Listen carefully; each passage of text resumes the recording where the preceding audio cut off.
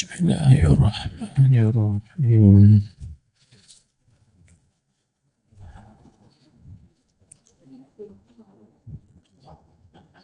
Assalamualaikum warahmatullahi wabarakatuh.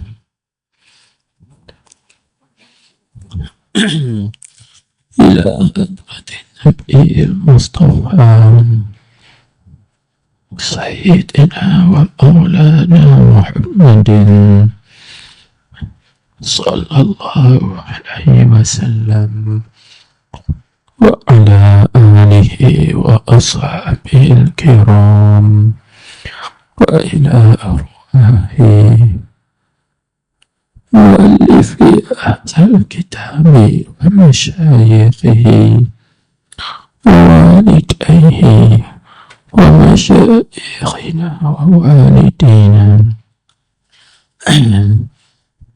wa li amwatil muslimina wal muslimat والمؤمنين والمؤمنات في مشارق الأرض ومغاربها شيء لله ولهم. الفاتحة. أعوذ بالله من الشيطان الرجيم. بسم الله الرحمن الرحيم. الحمد لله رب العالمين الرحمن الرحيم مالك يوم الدين إياك نعبد وإياك نستعين اهدنا الصراط المستقيم صراط الذين أنعمت عليهم غير المغضوب عليهم ولا الضالين. آمين.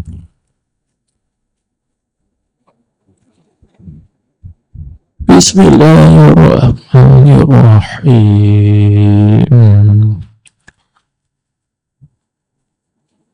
الحمد لله رب العالمين والصلاة والسلام على أشرف الأنبياء والمرسلين سيدنا ومولانا محمد الفاتح الأمين وعلى آله وصحبه أجمعين. اللهم صل على سيدنا محمد الفاتح لما أغلق والخاتم لما سبق ناصر الحق بالحق والهادي إلى صراطك المستقيم وعلى آله حق قدره ومقداره العظيم في كل لمحة ونفس عدد ما وسعه علم الله العظيم. اللهم افتح لنا أبواب فضلك وانشر علينا خزائن رحمتك برحمتك يا أرحم الراحمين وبجاه سيد الأنبياء والمرسلين. أما بعد. وقال المصنف رحمه الله تعالى ونفعنا بعلومه وبركاته في الدارين آمين يا رب العالمين. Dan dicerita dicitra bahwasanya Al-Hasan Al-Basri situ rahimahullah diberi akan dia akan minuman air sejuk maka tak kala mengambil ia akan bekasnya di pengesan atasnya, dan gugur daripada tangannya. Maka tak kala sayuman ia dikata orang baginya, apa bagi engkau ya Aba Sa'id? Berkata ia, bahwasa aku akan cita-cita ahli neraka ketika berkata mereka itu bagi ahli syurga, bahawa melimpah oleh kamu atas kami daripada air atau daripada barang yang telah memberi rezeki akan kamu oleh Allah. Maka berkata mereka itu, bahwasa Allah telah mengharam dia akan keduanya atas kafirin. Baik, tuan-tuan, puan-puan, hadirin hadirat, para pecinta ilmu sekalian, alhamdulillah, bersyukur kita kehadirat Allah Subhanahu wa ta'ala dengan limpah kurnianya dan juga curahan rahmatnya dapat kita bertemu dan pada malam ini. Jadi jangan lupa asal pembicaraan dan juga perbincangan, yaitu Al-Imam Al-Ghazali radhiyallahu anhu yang berpesan kepada kita bahawa dia menukilkan perkataan Sayyidina Abu Bakar As-Siddiq radhiyallahu anhu.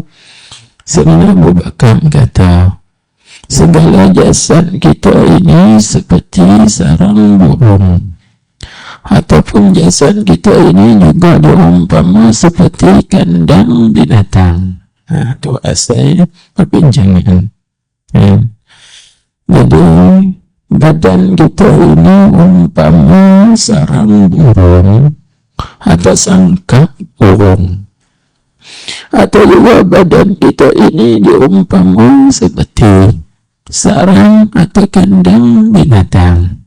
Maka kita kena fikir, di manakah kedudukan kita? Adakah kita ini sarang burung ataupun adakah kita ini kandang binatang? Jadi cakapan ini kiasan yang kita pelajarilah dulu. Kandang burung maksudnya kedudukannya tempatnya tinggi, dan kandang binatang kedudukannya rendah, lagi kotor.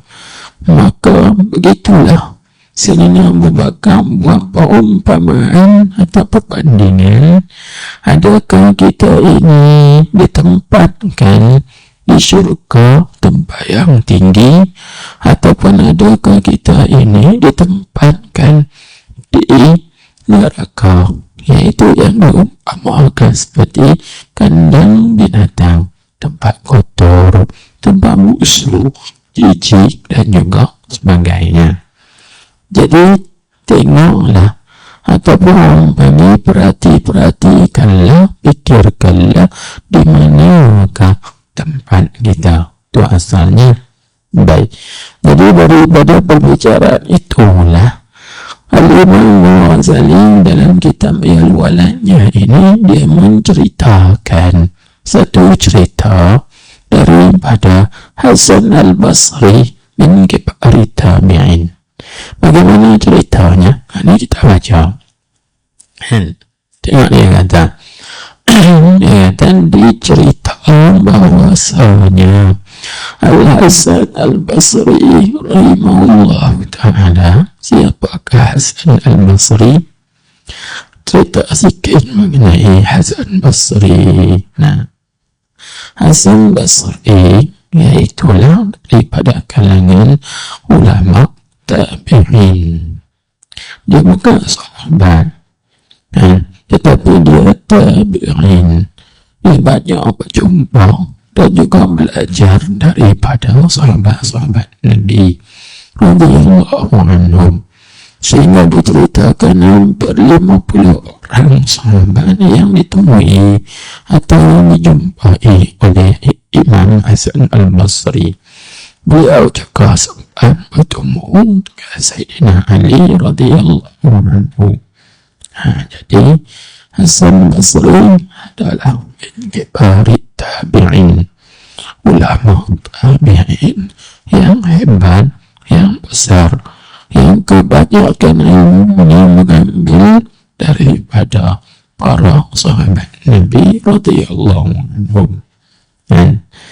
Maka kalau ikut sana rantaian silsilah pengajian Imam Hasan Basri, yaitulah beliau mengambil terus ilmu tarbiyahnya daripada Sayyidina Ali radhiyallahu anhu. Kemudian Sayyidina Ali mengambil daripada Rasulullah sallallahu alaihi wasallam sampai terus. Jadi pengajian kita pula sampai kepada Imam Ghazali. Imam Ghazali ini sampai kepada Imam Junaid al-Baghdadi. Lalu Imam Junaid dia mengambil ilmu ini daripada gurunya As-Sirri As-Saqati.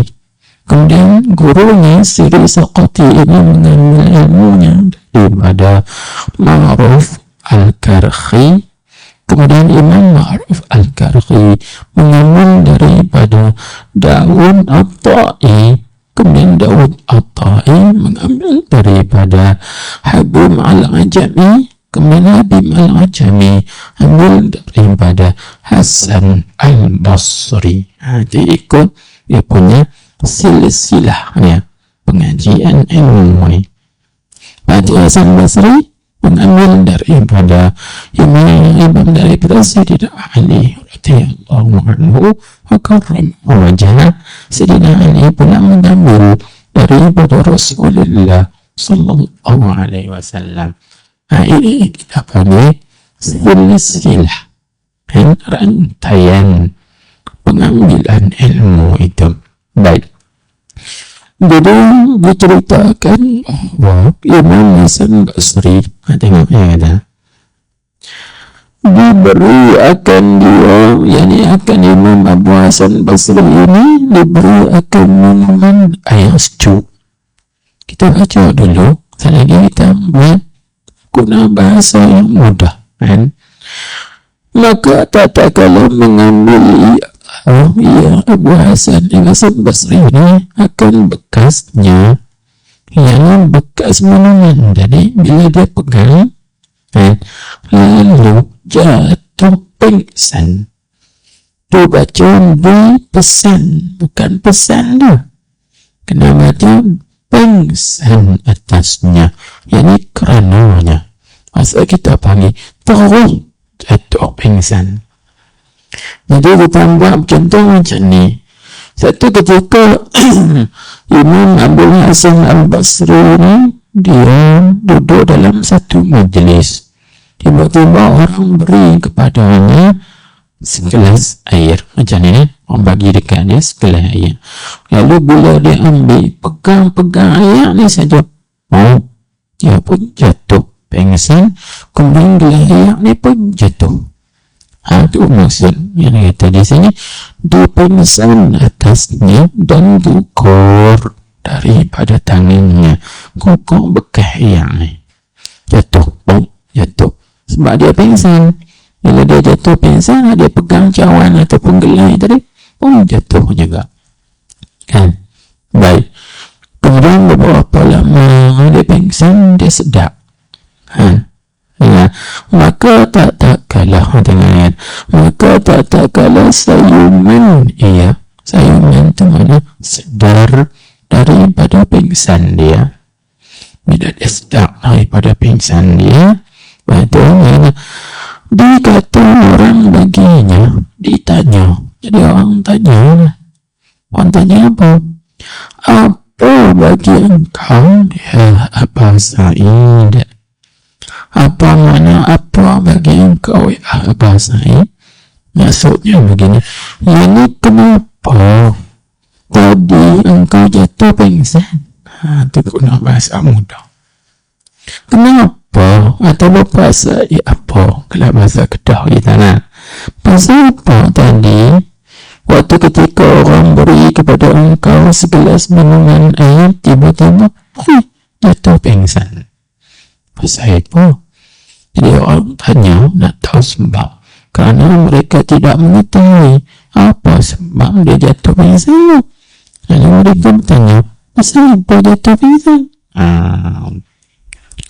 Apa jawab Imam Abdul Hasan? Katanya tanya, berkata ya Imam Abdul Hasan tadi, dia kata bahawa aku ingin akan cita-cita ahli neraka ketika berkata mereka itu ahli neraka ni bagi ahli syurga. Apa kata ahli neraka kepada ahli syurga? Bahawa melimpah oleh kamu atas kami daripada air atau daripada barang yang makanan yang telah memberi rezeki akan kamu oleh Allah. Kita nak tinggal ni. Dia begini. Jadi, bapak kita baca dulu bagi faham. Satu ketika Imam Abdul Hasan Al-Basri ini, dia diberikan kepadanya segelas air minuman. Lalu dia menerima. Setelah dia ambil itu, dia pun jatuh pingsan. Gelas yang dipegang olehnya itu pun jatuh ke bawah. Setelah berapa lama dia sedar, dia sayuman balik, maka orang ramai bertanya kepada dia, wahai Abah Sa'id. Abah Sa'id itu dipanggil kunyah bagi Imam Abu Hasan, Imam Hasan Al-Basri. Kunyah ni kita panggil nama pena dia, atau nama masyhur lah panggil, nama pena dia. Dipanggil Abah Sa'id. Apa yang terjadi kepada engkau ni tadi sehingga engkau jatuh pingsan? Apa sebabnya? Dan juga apa puncanya? Maka Abu Hasan Basri pun menceritakan puncanya begini. Waktu ketika aku memegang ayam tadi ni, waktu tu aku teringat ahli neraka. Aku teringat ahli neraka, mereka itu meminta kepada ahli syurga. Minta apa? Minta tuangkan air, berikan air kepada mereka ataupun makanan kepada mereka, kerana mereka dahaga dan lapar duduk dalam neraka. Faham tak? Ini bergantung dengan ayat Al-Quran dalam surah Al-A'raf. Tuhan sebut, وَنَادَى أَصْحَابُ النَّارِ أَصْحَابَ الْجَنَّةِ أَنْ أَفِيضُوا أَنْ أَفِيضُوا عَلَيْنَا مِنَ الْمَاءِ نَشْرَبُ أَوْ mimma razaqakumullah. Itu mengikut dalam ayat tu. Jadi menyerulah, wa nada ashabun nar ashabal jannah. Penghuni neraka mereka menyeru, memanggil penghuni syurga. Jadi ahli neraka ni mereka melihat penghuni syurga dapat minum minuman yang lazat-lazat. Mereka dapat makan dalam syurga itu makanan-makanan yang sedap-sedap. Lalu mereka lihat, lalu mereka meminta, wahai penghuni syurga, afidu alaina minal ma', tuangkanlah, limpahkanlah oleh kamu ke atas kami ini daripada air supaya kami nak minum. Kami duduk dalam neraka ni panas, dahaga. Jadi kami nak minum air, oleh itu berikanlah kepada kami minuman air.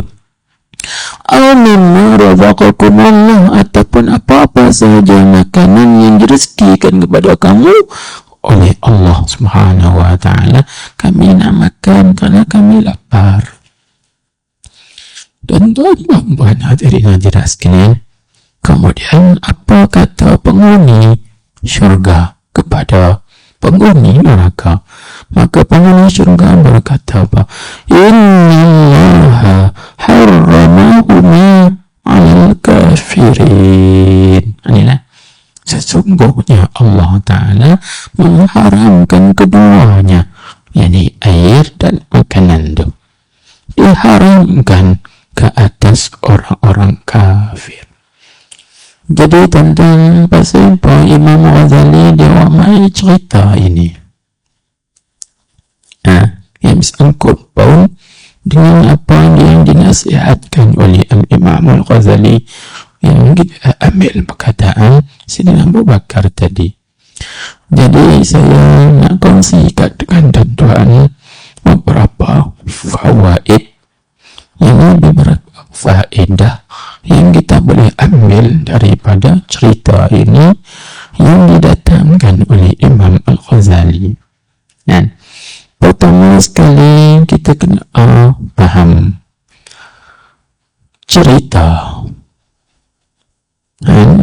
Kalau bahasa Arabnya dipanggil hikayah, kita pun panggil juga dihikayatkan, diriwayatkan, diceritakan. Jadi apa fungsi cerita atau hikayat ini? Jangan kita buat main. Hikayat ini ada peranan yang besar, tuan-tuan. Tapi syaratnya hikayat itu hikayat orang-orang soleh, bukan hikayat penglipur lara, bukan cerita dongeng. Mesti hikayat itu hikayat orang-orang soleh, hikayat para awliya, al-arifin, al-ulama, al-amilin. InsyaAllah hikayat ini ada orang panggil kesan yang mendalam, bagi menggetarkan kita. Sebab itu Sufyan al-Thawri radhiyallahu anhu mengatakan bahawa al-hikayatu jundun min junudillah wa biha yuqawi quluba awliyaih. Hikayat-hikayat itu merupakan tentera daripada tentera-tentera Allah. Dengan hikayat itu Allah Ta'ala menguatkan hati-hati para awliya-Nya, ini para kekasihnya. Para kekasihnya. Kalau seorang itu memang dicintai, dikasihi oleh Allah, insyaAllah apabila dia mendengar hikayat ini, insyaAllah akan memberi kesan yang mendalam bagi hatinya. Tapi kalau dia itu tidak menjadi kekasih Allah, cerita apilah Pak Bakui pun dia buat tak tahu ya. Cerita api 5 bakui pun dia tak buat tak tahu ya, kerana dia tidak dipilih oleh Allah Subhanahu wa ta'ala. Sebab itu dia sebut wa biha yuqawi quluba awliyaih. Dengan hikayat itu Allah Ta'ala menguatkan hati-hati para awliya-Nya, yakni para kekasih dia. Bila dengar cerita orang saleh, cerita orang-orang arif, ulama-ulama yang beramal dengan ilmu, insyaAllah hatinya bertambah kuat, bertambah yakin kepada Allah Subhanahu wa ta'ala. Ini fungsi hikayat. Baik, kita kembali balik pada cerita tadi. Jadi Hasan al-Basri dia mencerita, ataupun Imam Ghazali bawa cerita Imam Hasan al-Basri ini kerana bersangkut tahu, nak cerita kata apa, nak cerita keadaan atau situasi orang yang berada di dalam neraka. Bagaimana orang yang berada dalam neraka? Mereka terlalu dahaga, terlalu lapar, sehingga mereka minta tolong kepada penghuni syurga. Wahai penghuni syurga, tuangkanlah kepada kami air, kami nak minum, atau berikanlah kepada kami apa-apa makanan yang direzekikan oleh Allah Ta'ala kepada kamu. Kami lapar, kami nak makan. Ini dipanggil bayangan ataupun situasi keadaan orang yang berada di dalam neraka. Terlalu dahaga kerana dalam neraka tidak ada air setitik pun. Dah lah panas, air tak ada. Dalam neraka dah lah panas, makanan pun tidak ada. Allah. Jadi waktu ketika Imam Abu Hasan Basri tadi diberi minum, maka ya Allah, dia teringat seolah-olah dia duduk pada situasi itu. Maka sebab bila dia pengsan. Ini nak cerita sebab dan punca dia pengsan itu. Kerana apa tuan-tuan? Kerana awliya, para kekasih Allah Subhanahu wa ta'ala, apabila mereka ini membaca ayat-ayat Al-Quran, bukan mereka hanya baca di lidah saja. Seperti kita kan, kita baca dekat lidah ya, tidak masuk, tak tembus di dalam hati. Tapi para awliya, kekasih-kekasih Allah, ulama al-amilin, al-awliya al-arifin, mereka bila mana membaca ayat Al-Quran, maka ayat itu memberi kesan yang sangat mendalam kepada diri mereka. Coba tengok seperti mana Imam Hasan al-Basri tadi, baru diberi ayat, terus teringat ayat ini. وَنَادَى أَصْحَابُ النَّارِ أَصْحَابَ الْجَنَّةِ أَنْ أَفِيضُوا عَلَيْنَا مِنَ الْمَاءِ.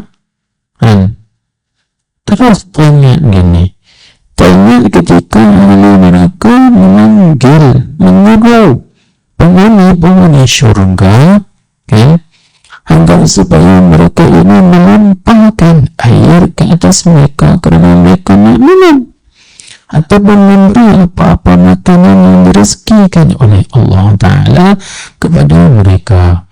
Maka apa jawabnya penghuni syurga? Qalu inna Allaha haramahuma 'alal kafirin. Sesungguhnya Allah Ta'ala mengharamkan air dan juga makanan tadi ke atas orang-orang kafir. Allah mau tak pingsan tuan-tuan? Mau tak pingsan dengan itu?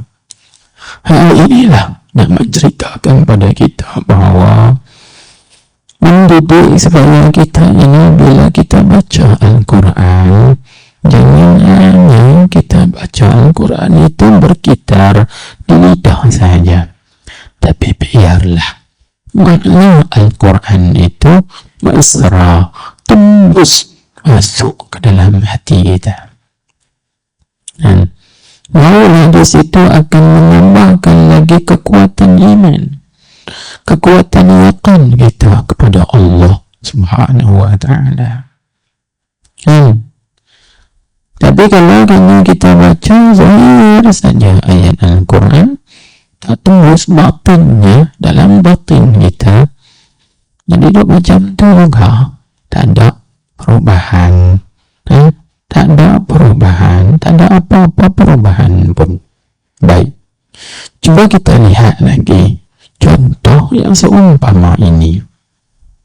Seumpama Hasan al-Basri, kita ambil contoh seorang sahabat Nabi, iaitulah Sayyidina Abu Bakar As-Siddiq radhiyallahu anhu.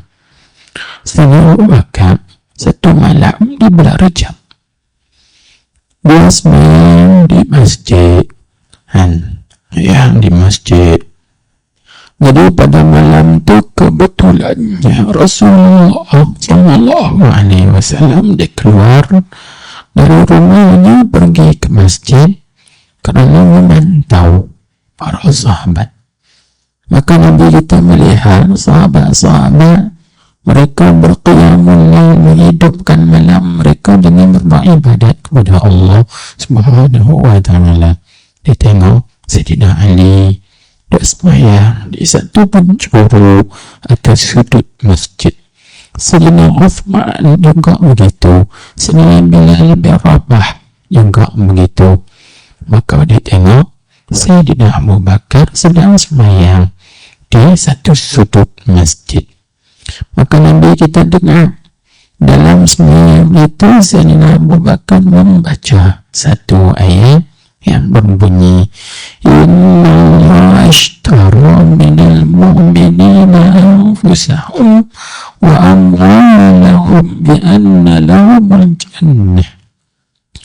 Lalu Sayyidina Abu Bakar berhenti dan menangis dan tak dapat sambung lagi bacaannya. Teriak sampai air matanya mengalir membasahi janggutnya.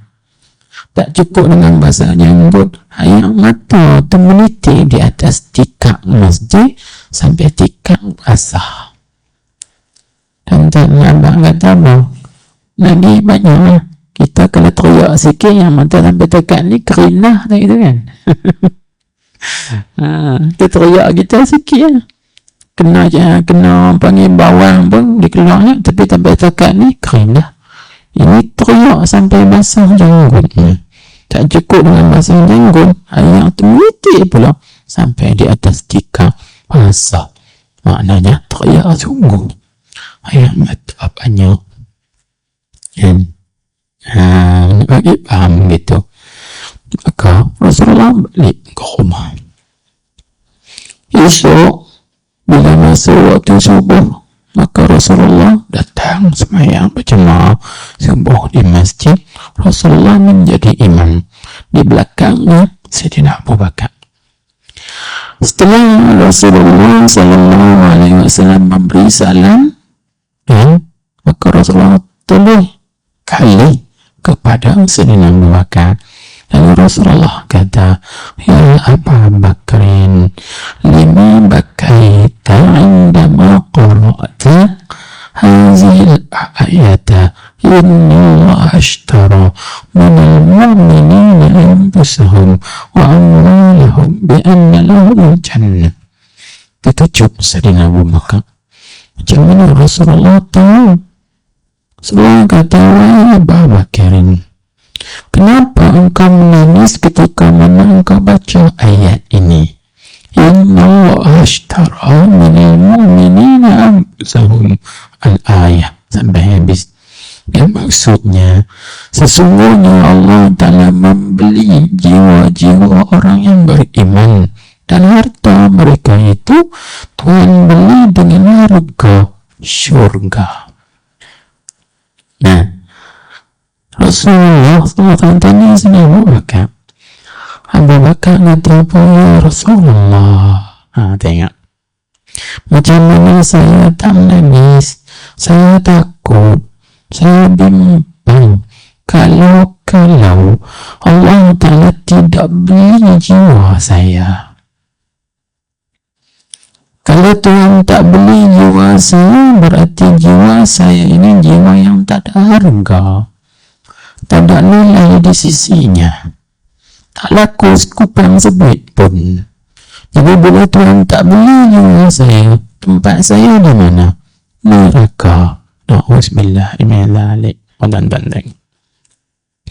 Kita ni kita tak bimbang lagu tu kan, relax kita.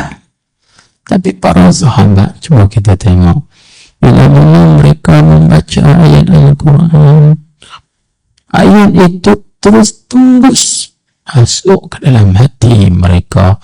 Hati mereka takut dan bimbang. Maka bila mereka takut dan bimbang, di sini mereka buat persiapan dan juga persediaan menjadikan jiwa mereka itu seperti mana burung yang ada di dalam sangka, tempatnya tinggi, tempatnya mulia. Ini maksud nasihat daripada Al-Imam Ghazali daripada perbincangan kita yang lalu, kan? Dia kata, menjadikan diri kamu itu seperti sarang burung. Jangan jadikan diri kita ini seperti kandang binatang. Kandang binatang itu tempat hina, kan? Tempat kotor, yaitu neraka. Na'udzubillah. Jadikan kita ini seperti sarang burung, tempatnya tinggi, tempat yang dimuliakan oleh Allah Subhanahu wa ta'ala. Baik, selesai, boleh paham? Inilah di antaranya.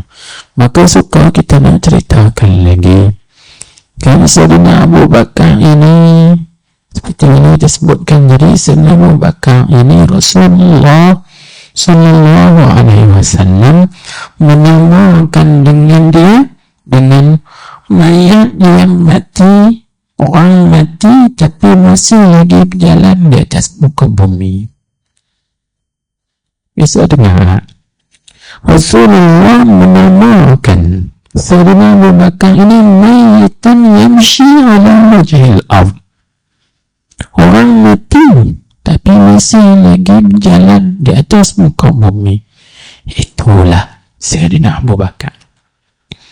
Jalakan satu nama yang diberi oleh Rasulullah Sallallahu Alaihi Wasallam kepada Sayyidina Abu Bakar dalam sabdanya, man arada an yanzura ila mayyitin yamshi ala wajhil ardh falyanzur ila Abi Bakrin. Siapa yang berkehendak dan berkeinginan melihat orang yang mati tapi masih berjalan di atas muka bumi, maka lihatlah kepada Abi Bakar. Rasulullah SAW menamakan Abu Bakar itu mayitan, orang mati dah tapi masih lagi hidup berjalan di muka bumi. Pasal apa? Nanti kita cerita lepas ini.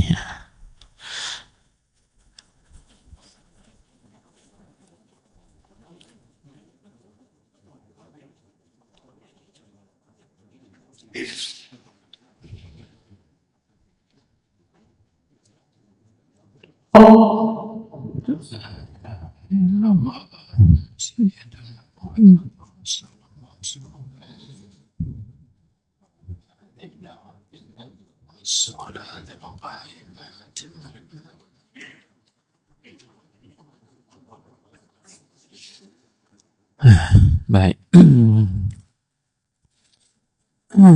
Jadi apa rahsianya Rasulullah Sallallahu Alaihi Wasallam menamakan Sayyidina Abu Bakar itu dengan mayat atau orang mati tapi masih lagi berjalan di atas muka bumi ini? Jawabnya ialah kerana Sayyidina Abu Bakar itu badannya saja di dunia, tapi jiwanya, hatinya di akhirat, kan?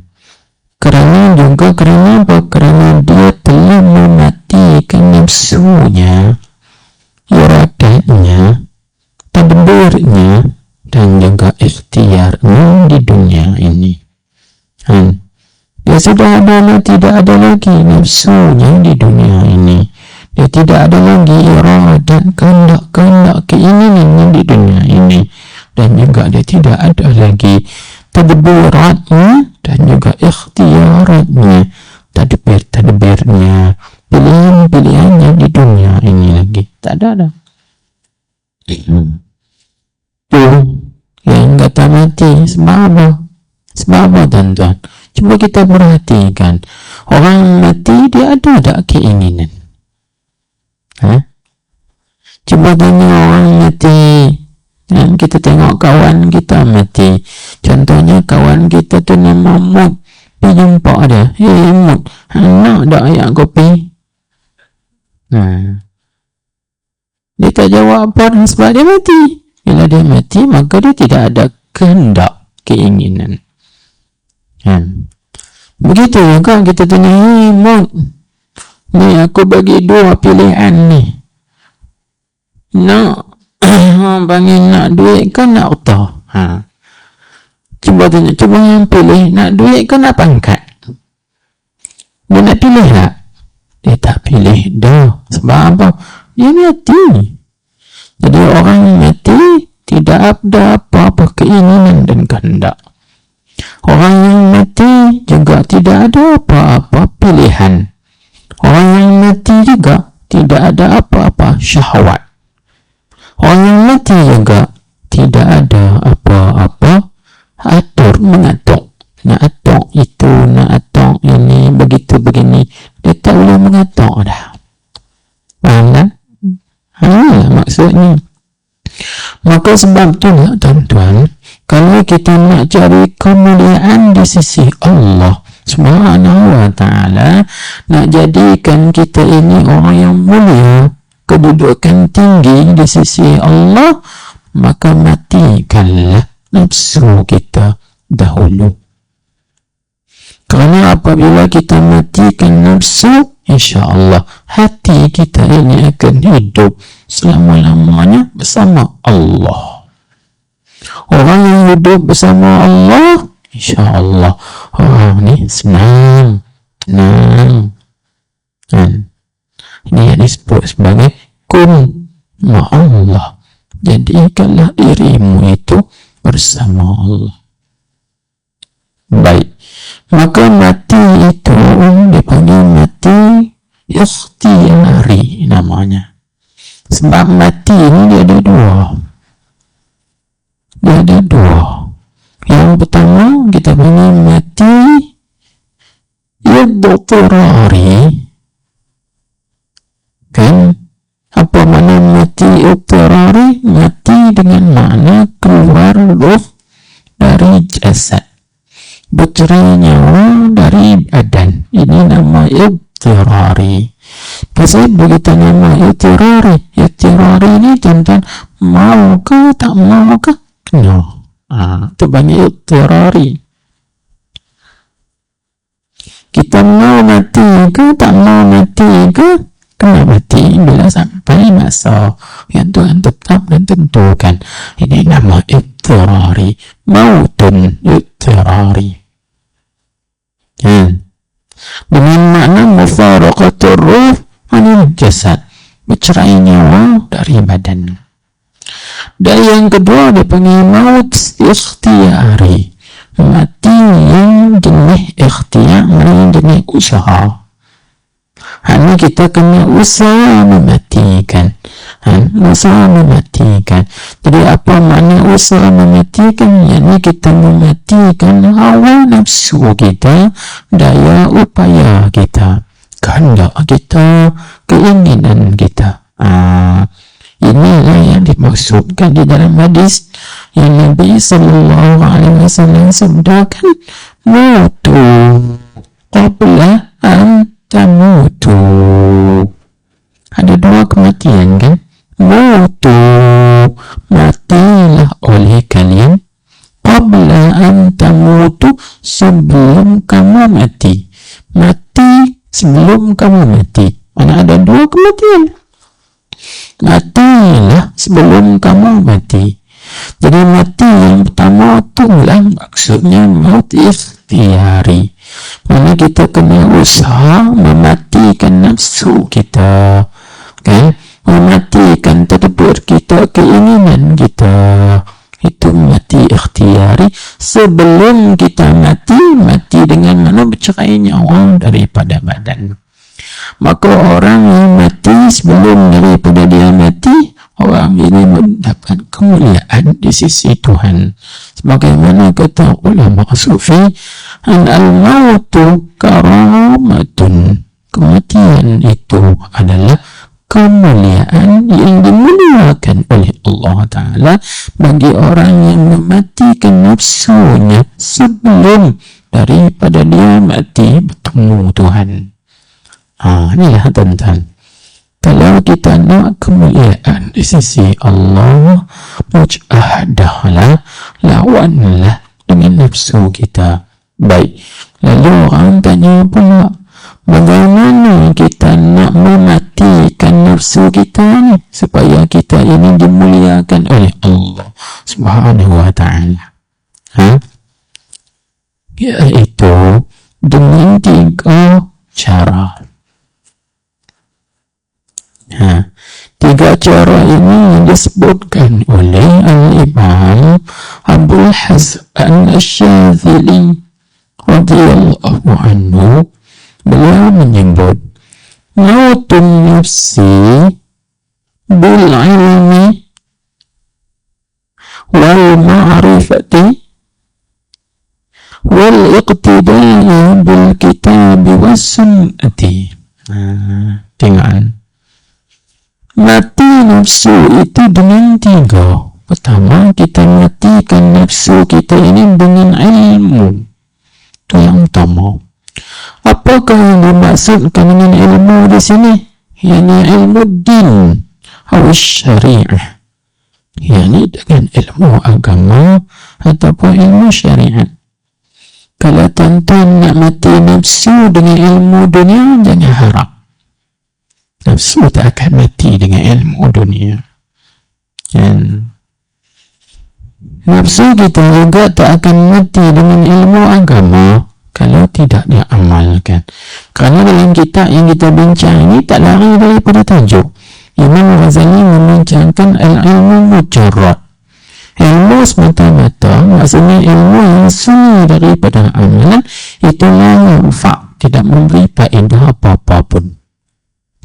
Macam itu juga kalau kita pelajari ilmu agama, kemudian kita tidak amalkan dengan ilmu tersebut, nafsu kita tak akan mati, bahkan menambahkan hidupnya lagi.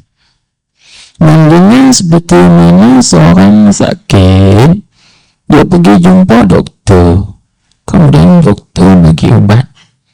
Doktor kata balik makan ubat ni.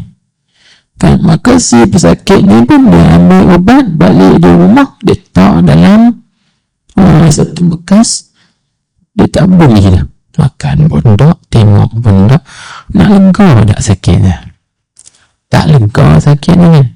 Maka macam itulah juga bila kita mempelajari ilmu syariah, ilmu agama, tapi kita tidak amalkan, maka bagaimana kita nak mematikan nafsu amarah kita itu? Tidak dapat. Begitu juga nak mematikan ilmu, nak mematikan nafsu kita ini mesti juga berilmu dengan ilmu tazkiyah, ilmu cara bagaimana kita nak membersihkan jiwa. Cuba kita lihat dalam Al-Quran, Allah Subhanahu wa ta'ala menyebut qad aflaha man zakkaha. Kan? Mari kita bacakan waqad khaba man dassaha. Dia sebut qad aflaha man zakkaha. Beruntunglah orang yang menyucikan jiwanya. Qad khaba man dassaha. Rugilah, menyesallah orang yang mengotorkan jiwanya. Cuba kita perhatikan pada ayat ini. Dia sebut, tuan-tuan ahli Quran, baca Quran belakang. Qad aflaha man zakkaha. Beruntunglah, berjayalah, menanglah orang yang menyucikan jiwanya. Adakah Allah Ta'ala berfirman begini, qad aflaha man alima kaifiyati tazkiyatiha. Beruntunglah orang yang tahu, apabila dia belajar, dia tahu cara nak menyucikan jiwanya, tapi dia tidak menyuci. Ada kata-kata gitu? Tidak.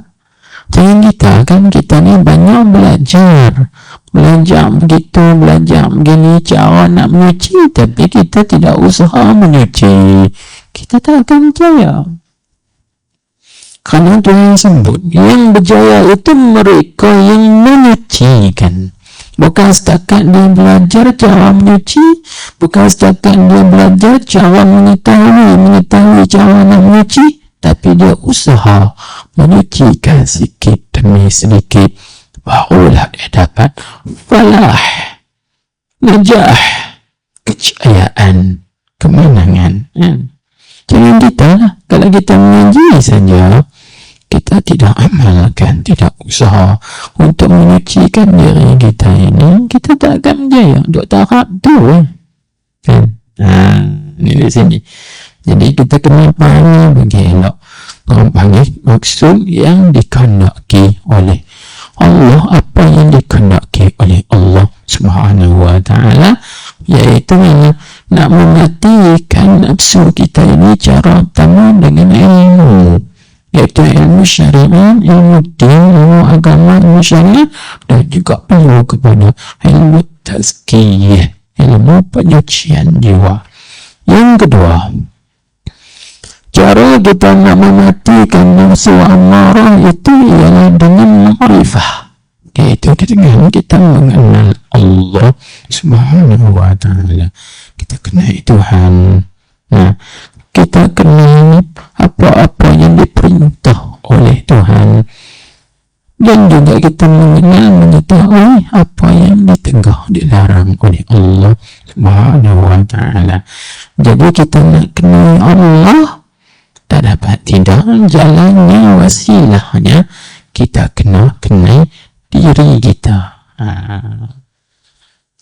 Karena disebut dalam hadis, man arafa nafsahu faqad arafa rabbah, atau kama qala, siapa yang mengenal dirinya maka dia mengenal Tuhannya. Bagaimana cara nak kenal diri? Kita kenal diri kita ini, maka kita kenal Tuhan kita itu mulia.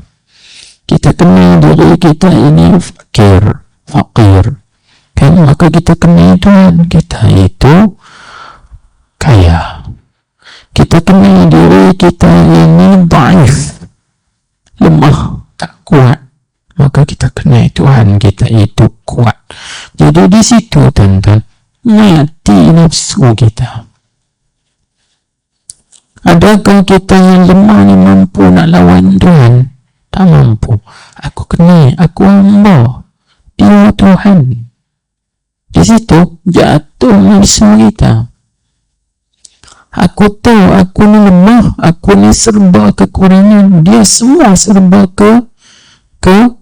kemuliaan, serba kesempurnaan. Layakkah kita? Di situ kita kenal diri kita jadi hina. Bila jadi hina, di sini nafsu kita mati.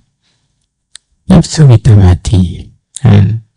Sangat ringkas ya sahabat itu. Dan yang seterusnya, iaitu kita nak mematikan nafsu kita ini supaya kita ini dimuliakan oleh Allah, ataupun ditempatkan oleh Allah pada tempat yang mulia, iaitulah semuanya tadi mesti al-iqtida bil kitabi was sunnah.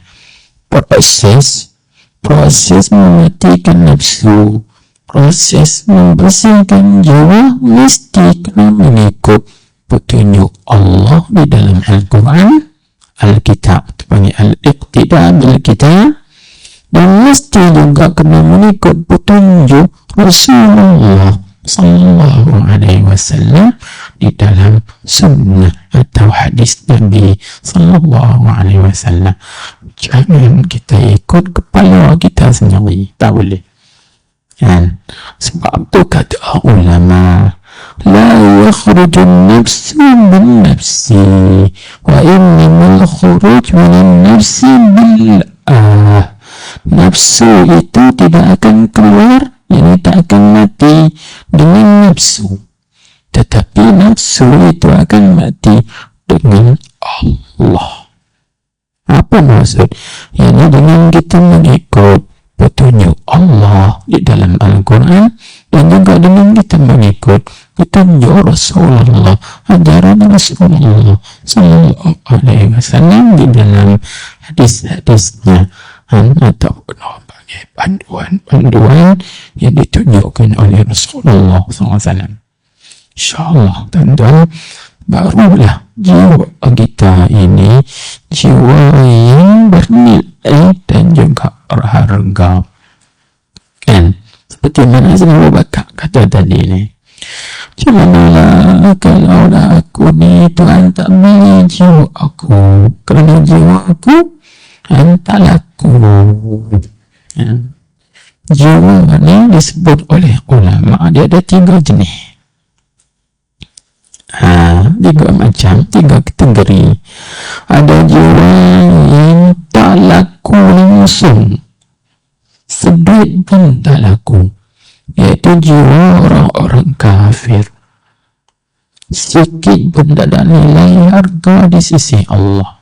Jiwa orang kafir, jiwa ni Tuhan tak beli langsung. Yang kedua, jiwa yang dibeli oleh Allah Subhanahu wa ta'ala, iaitu jiwa orang-orang yang beriman. Maka harga dia itu mengikut keimanan. Jangan kita kan bila orang beli ikut harga, ikut kita tengok kualiti lah. Kalau ni bahasa bawah barang sama juga, sebab dia grade D. Ini bahasa pemain sikit, dia grade C, mahal sikit. Jangan telur ayam kan, kalau grade A mahal sikit. Grade B murah sikit, grade C lagi murah, D lagi murah. Hak tak laku langsung telur kemuruk. Tu tak laku. Telur kemuruk tu tak laku. Macam tu lah perumpamaan dan juga perbandingannya bagi kita mudah faham. Itu jiwa yang kedua. Ada pun jiwa yang satu lagi, jiwa ini tak ada nilai. Artinya apa maksud tak ada nilai? Yang tak dapat kita nilaikan dengan nilaian.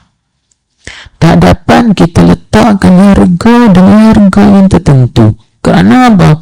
Kerana terlalu mahal sangat. Nak letak harga, tak tahu nak letak harga, mahal sangat.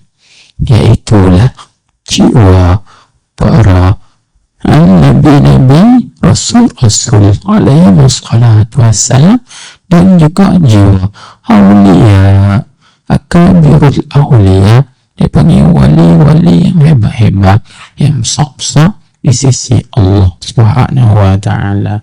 Allahumma ja'alna minhum.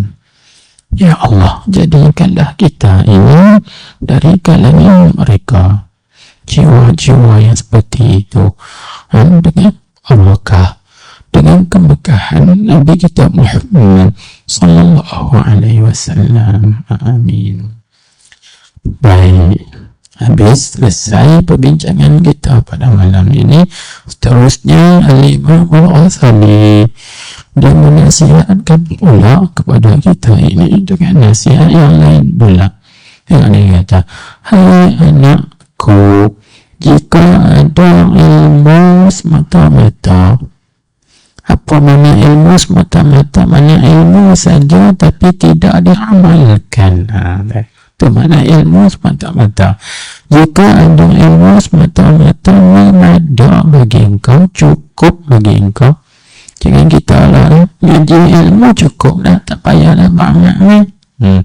Kalau macam tu dia kata, dan tidak berkehendak engkau kepada amal akan yang lain, niscaya adalah seru Allah Ta'ala. Adakah daripada yang meminta, dan adakah daripada yang minta ampun, dan adakah daripada yang taubat? Seru Allah itu sia-sia dengan tidak ada faedah. Nak panggil ni? Panjanglah. Di situ dululah. Wallahu a'lam. Nanti kita sambung dalam kuliah bulan ni juga ada 2 kali kan, insya-Allah. Mula lagi insya-Allah. Di situ dululah.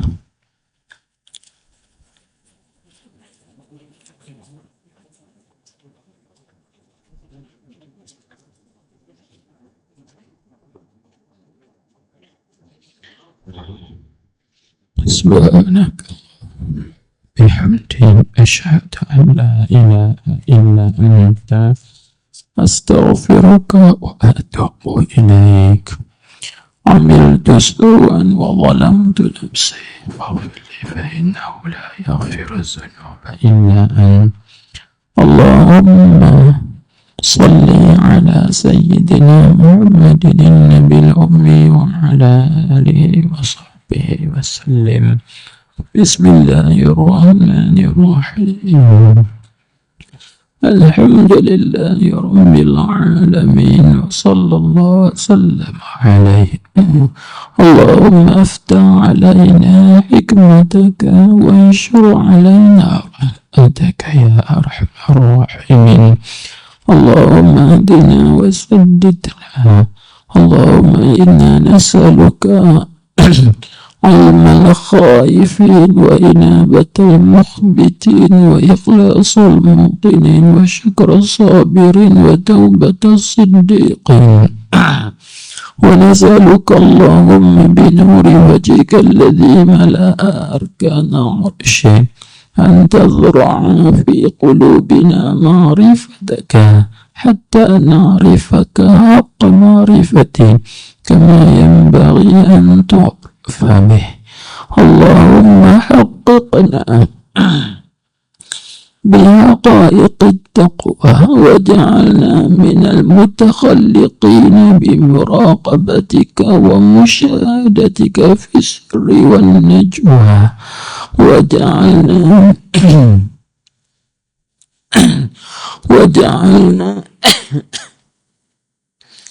من المتبعين لرسولك صلى الله عليه وسلم سيد الكونين المصطفى في الدنيا والأخرى. ربنا آتنا في الدنيا حسنة وفي الآخرة حسنة وقنا عذاب النار. وصلى الله وسلم عليه والحمد لله رب العالمين.